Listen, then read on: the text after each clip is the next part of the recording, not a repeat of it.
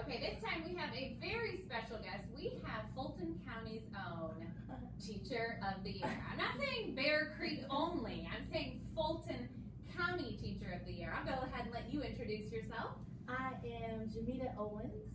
I am the social studies teacher for the tag department at Bear Creek Middle School. Okay, and how long have you been with Fulton County? 3 years. This is my 3rd year in Fulton. So how long have you been teaching? This is my 11th year teaching. Okay, so you did have some background. I was like, man, I would be super impressed. I'm impressed regardless, so 11 years teaching, you said, and 3 years here at Bear Creek. That is fantastic. And so we came in here today and we were seeing students that were active and moving around, and I said that we have to come back, we have to talk, because there's some amazing things taking place in here.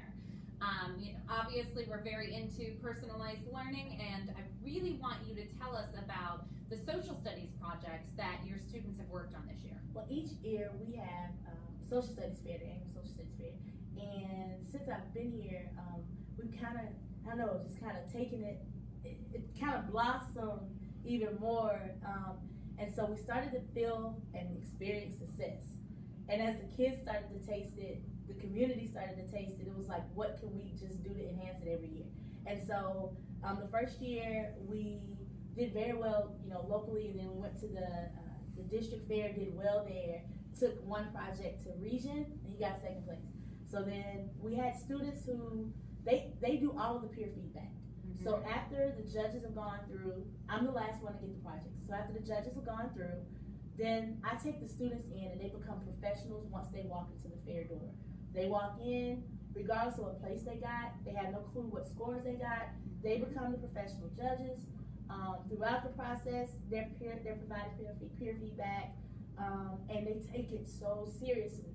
And the greatest thing to hear is, Miss Owens, I get it, I know what I'm doing next year, or I see where I went wrong. So that it's never a situation where, oh my gosh, my project was horrible, or they hate me, it's never anything like that. It's always about growth, where they see where they can grow, where someone else grew.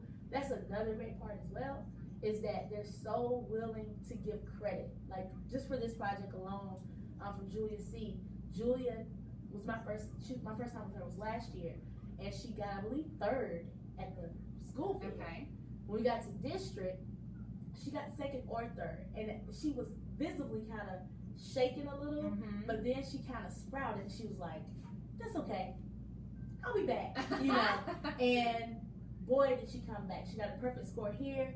When the students did peer feedback, she always got within 2 points of a perfect score, just to see the continuity and the relevance and their ability to be able to do the same jobs that the adults in the building can do when it comes to judging what is authentic and well-researched material, and to be able to also say, Miss Owens, who did that?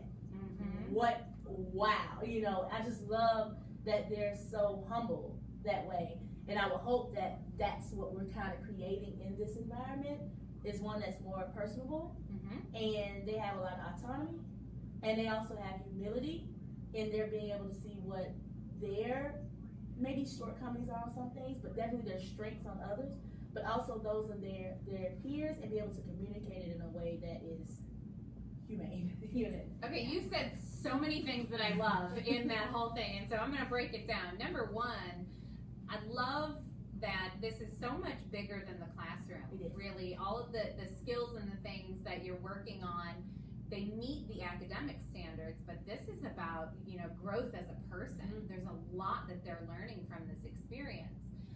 You also talked a little bit about, let's go back to the peer feedback, and really designing. Now, this is our final project. Right. Let's start at the beginning.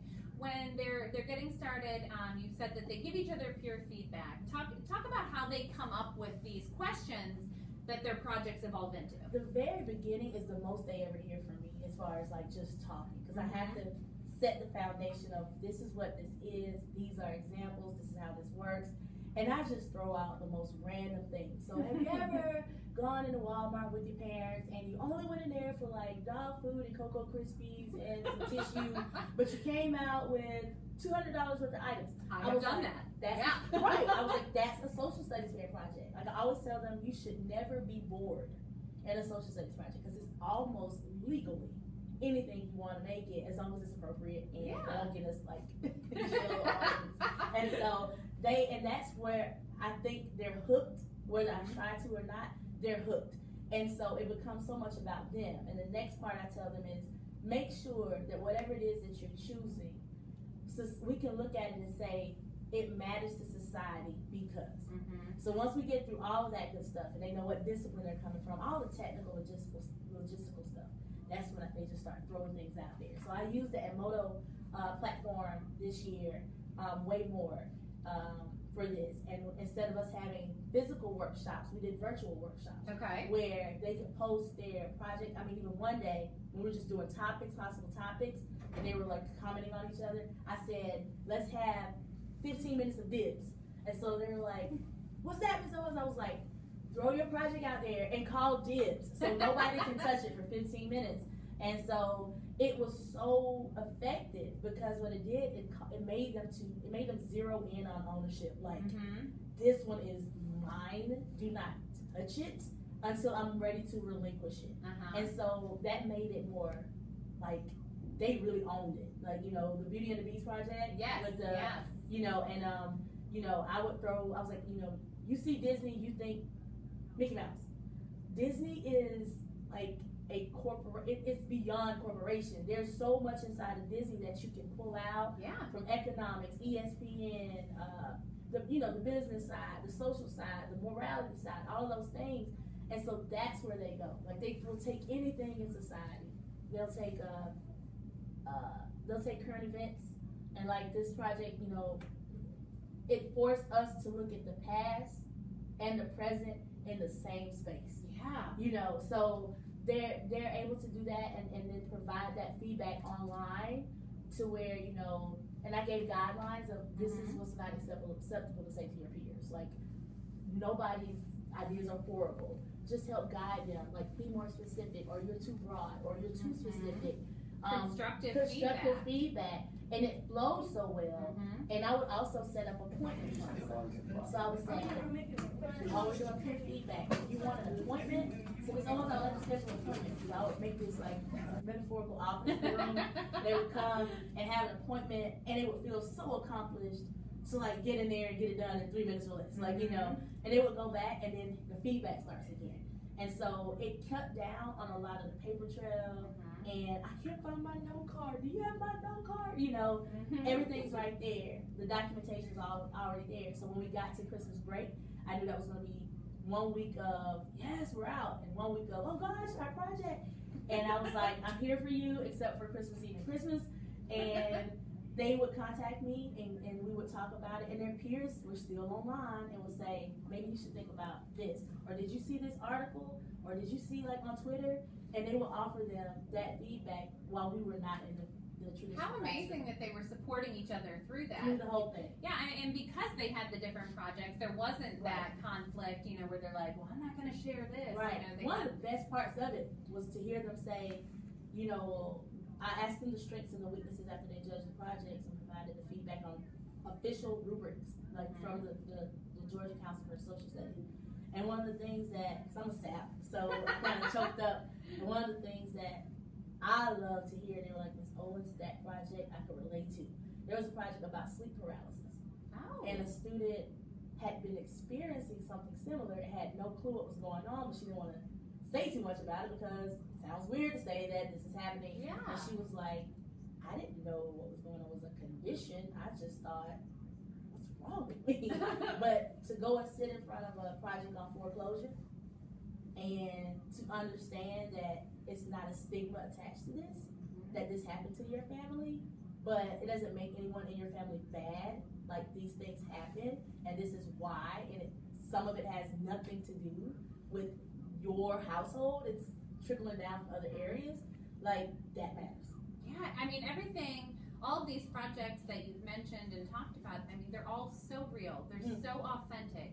It matters to the kids. You know, that's clearly, you know, personalized learning with the choice and the voice, and even really the co-planning of learning, varied strategies. I mean, you're meeting so many different things within one project, and this is the kind of thing that your students will remember. I mean, think about when you were in school and you did projects. There are ones you remember that stick with you because of the way that they, were laid out. And I have a feeling that years from now that students will be saying, do you remember when? Since we have this one here, let's talk specifically about this one, because this one, it's fascinating. You walk in, you see it, and you stop because it really draws you in right away. So tell us a little bit about Julia's project. Julia, you kind of got to walk back. Last year she did a project on how the student revolution in China, we looked at how that related to Tiananmen Square. Okay. And so she has clearly this thematic, historical kind of aspect to herself, and she's into kind of not so much as the revolution, but what creates this fervor, like what creates the fury, what creates in young people this notion of I've got to do something. Okay. And so she had been looking at the civil rights movement, and she was kind of lurking around the whole movement theme again. And so I'm like, Julia, have you taken a look at, like, I follow these two people on Twitter, and they're with the Black Lives Matter thing, and she was like, well, Miss Owens, I don't know, does it really relate? And I'm like, yeah, but I was trying to let her kind of you're facilitating, guiding. Right. And so finally one day we were in the lab, and she came, and she had this big grin, and I was like, yeah, she got it. So she had been doing what Julia does. She had been researching a little bit, and she was like, I think I got it. And so she sat down and she showed me. I was like, why don't we not have the whole civil rights movement, since you're looking at one part of the current movement, and it's mostly young people, why don't you look at SNCC? And that's the Student Nonviolent Coordinating Committee, which was made of mostly younger people in the movement. And so she was like, SNCC? Yeah, I saw that. And I was like, okay. So she went back, and there really wasn't much that Julia said to me about anything else. Like, she was just, but when we got to the break, the #1 hit on Emoto was Julia's thing. And so I was like, yeah, I don't know what she's brewing, but something's brewing. And so when we came in, this is what she created. And at first I was looking, I was like, where's the purpose? Where's the conclusion? Where's the methodology? And then something said, look up. And I looked up and I was like, are you kidding me? So then I looked back down to see, why did she do this? And I was like, it's abstract. She is forcing us to just simplify our thinking. Look at the past, look at the present, forcing us to reconcile the two, even if they won't. But even if they can't reconcile, she's forcing us to at least try to see that there's a bridge between this color photo, the young man in this color photo, and the young man in this black and white. How different is the situation? Like, years apart, decades apart. How different is it? Like, to incorporate the tweets, I thought that was such forward thinking, because it's very easy to just go and pull color photos from Google Images. How hard is that? But to have primary documents, secondary documents, people we don't have a clue who they are. Like, you don't see Dr. King blaring out of this, being someone who is a historian, I know many of the people I'm looking at. She even put controversial figures where some people might challenge her and say, why did you put that person on the board? Why not? She's forcing us to ask those types of questions. She's sticking some things in our face that are uncomfortable. But I think that speaks to the critical thinking and the whole choice and voice piece, where she went out, did the research, and made the choice of what matters and needs to be seen. And not even seen, I think this is an experience. Yeah, I experienced this when I saw it. And I agree completely, because you see it and you stop, and you instantly are drawn in by what's in front of you. I love the supporting writing that she included with it, the statistics that even match. I mean, it's very clear that this was well thought out, that this was not something she took lightly. And I just am blown away by the impact that I think that this will carry to people, everybody who, like you said, experiences it. Our #1 last year, she has almost, I think Julia kind of looked up to her. Her name was Charity Williams. And the year before last, Charity had this amazing, it was so aesthetically overwhelming, but she was first place for like a round or two, and then when the third round of judging came through, the veteran judges had come in and they were like, it looks great, but it doesn't, it's not connect, like it's not. So she didn't understand at first, but she was like, I know I worked really hard on this, like I don't understand.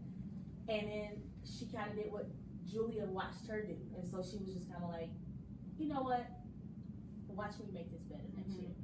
And she ended up doing a project in kind of the same situation with Julia and I. She sat down with me. She's a humanitarian at heart, although she thinks she's gonna be a dancer. She doesn't even realize she's a public servant. Like she just is. But she'll figure it out in the next 10 to 20 years. So she was just thinking. I was like, I think I got something. And so we were talking. So she ended up doing a project on the school to prison pipeline. She went all the way to the state. She got best and fair. And just her being able to be humble, to see where I can make everything about this better. But also the school, with us having RTI, and with us trying to look at discipline in a different way in Fulton, and looking at it just differently in Bear Creek, and specifically locally, we've been able to take components from her project to help guide our thinking about how we look at discipline.